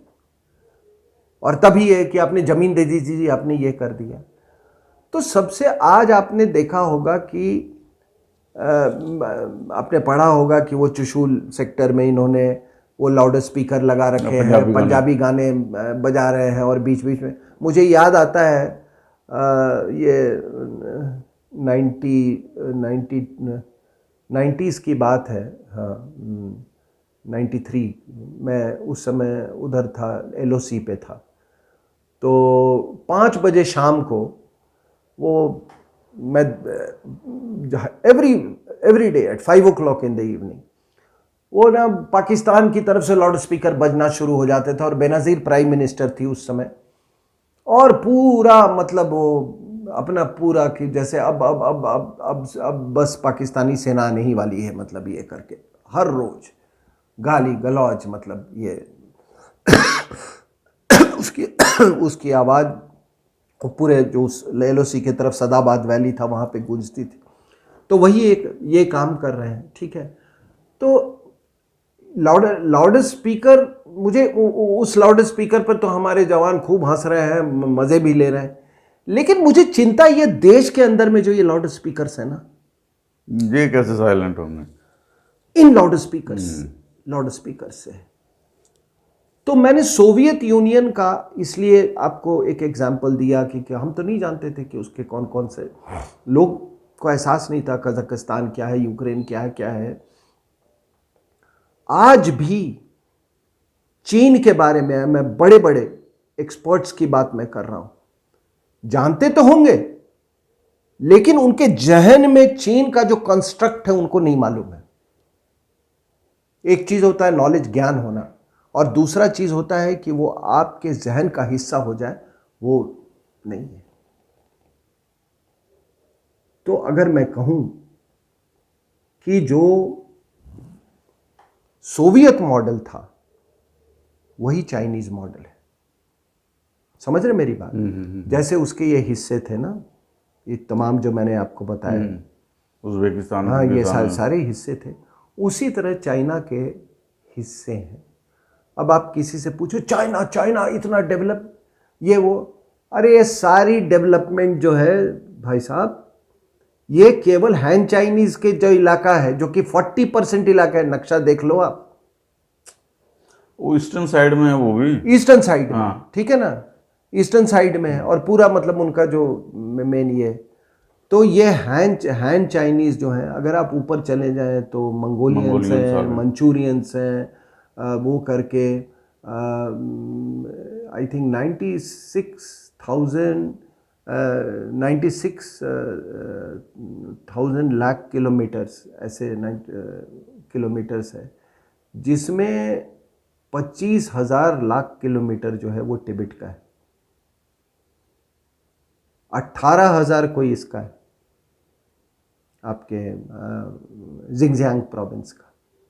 तो अगर आप पूरा नक्शा देख लें तो ये अच्छा तिब्बत का या इन लोगों का कोई आपस में कोई चीज कॉमन नहीं, कोई चीज कॉमन नहीं, ना भाषा, ना इतिहास, और ये इतिहास आज छोड़ दो आपकी, कब वो चीन का ये हुआ 1913 में क्या हुआ, शिमला एग्रीमेंट में 1914 में क्या हुआ, किंग डायनेस्टी का कैसे डाउनफॉल हुआ और ख़त्म हो गई, इनका जो भी जो लिंक था वो 19 जब तक इन्होंने इन्वेड नहीं किया वो लिंक एक्चुअली ख़त्म ही हो, वो सब अलग चीज़ें हैं। लेकिन आप बताओ कि हमारे उनके जो प्रॉक्सीज हैं, इतना बड़ा वो लाउड स्पीकर बने हुए हैं यहाँ पर, और आज भी आप इंडो चाइना बॉर्डर बोल रहे हो।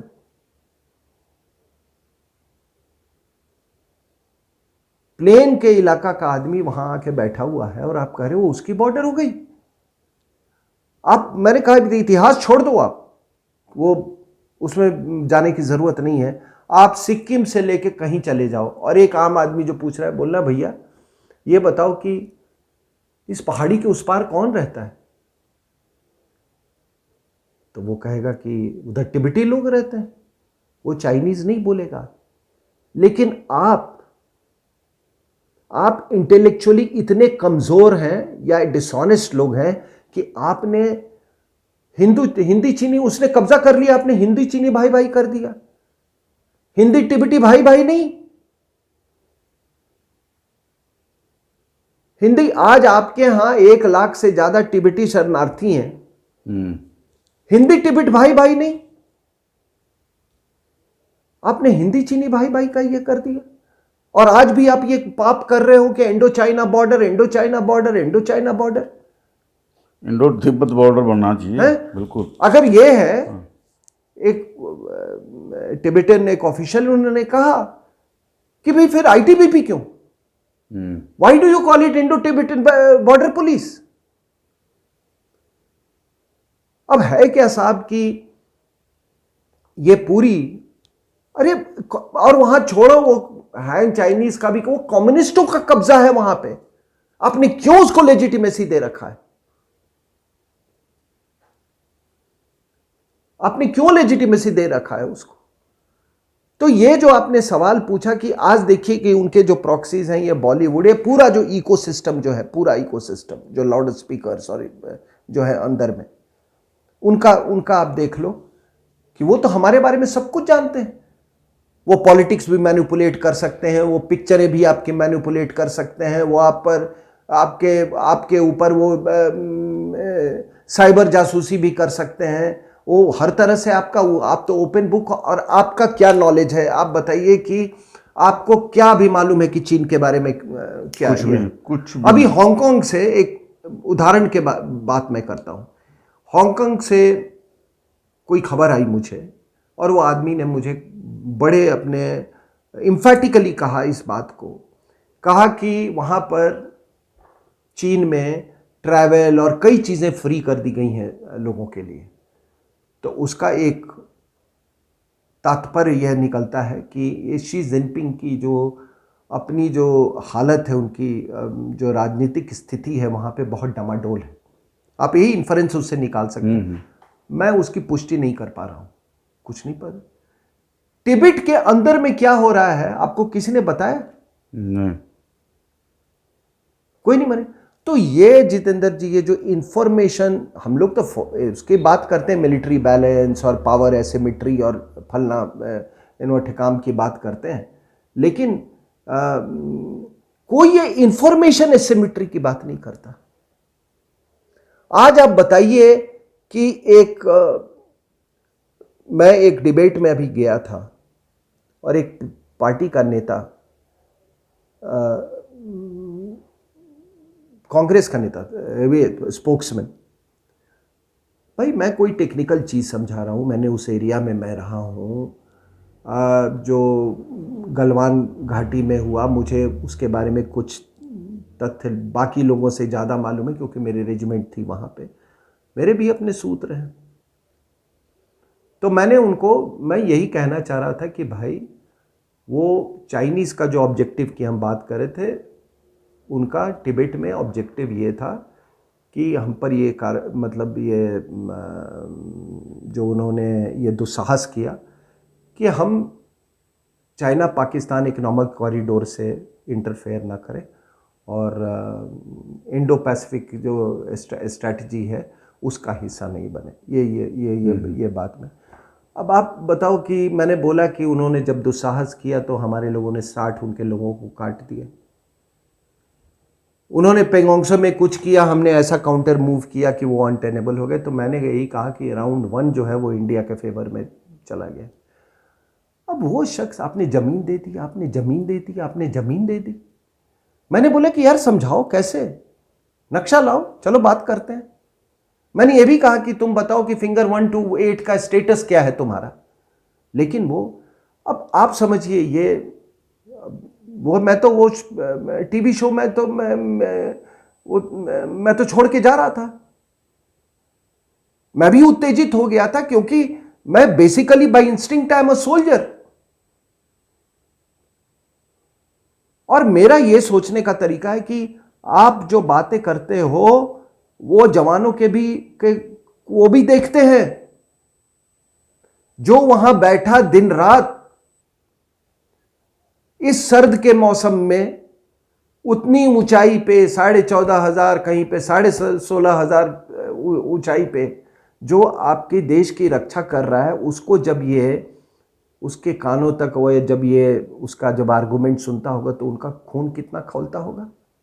सही बात है। तो ये जो हमारी ये कम्युनिस्टों और उसमें जो ये एसिमेट्री जो है ना, इस चीज की नॉलेज की, इंफॉर्मेशन की, वो asymmetry totally it is one sided. मतलब वो एसिमेट्री जो है टोटली मतलब वो वन साइडेड है। और ये लोग डायरेक्टली इनडायरेक्टली उनको फीड करते। तभी तो उसका हिम्मत हुआ है कि लाउड स्पीकर से वो पंजाबी में क्या क्या बकवास कर रहा है। वो चाइना नहीं बकवास कर रहा है, ये जिस इकोसिस्टम की बात की ये लोग बकवास कर रहे हैं वहां पे। और इसीलिए अब समय आ गया है, अगर हमको कानून नहीं एक इजाजत देता है तो हम कानून बनाएं। और मैं हमेशा यह बात को कहता हूं कि आपका अगर थर्ड फ्रंट ठीक है तो नेशन बिल्डिंग भी होगा। और कभी भी हमको एक्सटर्नल फ्रंट से खतरा नहीं है, हमको ज्यादा खतरा ये इंटरनल फ्रंट से है। क्योंकि ये शायरी, ये उर्दू शायरी और बॉलीवुड की आड़ में और लेखक की आड़ में और कलाकार के आड़ में ये जो लोग ये जो हमले करने वाले हैं ना, वो कहीं घातक है। इसलिए ये समय आ गया है कि जितना ये इकोसिस्टम है, जिसका ये बॉलीवुड का एक बहुत बड़ा हिस्सा बन चुका है, जिसके कारण सुशांत की वो हुई, जिसके कारण सुनंदा पुष्कर की हुई जाए, और जिसके कारण एक ड्रग माफिया का ममता कुलकर्णी हिस्सा हो गई, जिसके कारण मंदाकिनी गई, जिसके कारण मोनिका बेदी गई, जिसके कारण वो 2 फीट के पानी में उसको जान देनी पड़ी, जिसके कारण में एक पद्मश्री निर्माता निर्देशक ड्रग की पार्टीज कर रहा है, उस चीज को बस्ट करना। और जिसके कारण ये पूरे इस इकोसिस्टम के कारण एक स्टेट की सरकार चल रही हो, उसको अनरावेल करना, उसको बस्ट करना, ये हमारा कर्तव्य है। और इसमें हर हिंदुस्तानी सोल्जर है। और आप कहेंगे कि एक आम हिंदुस्तानी क्या कर सकता है? आपके हाथ में दुनिया की सबसे बड़ी ताकत है, और वो है आपका मोबाइल फोन। सही बात। वो है आपकी देशभक्ति। और ये जानते हैं, और इसीलिए आज इनको छुपने की जगह नहीं मिल रही है। सिंह साहब, आपका बहुत बहुत धन्यवाद अपने बहुमूल्य विचारों के लिए। Thank you.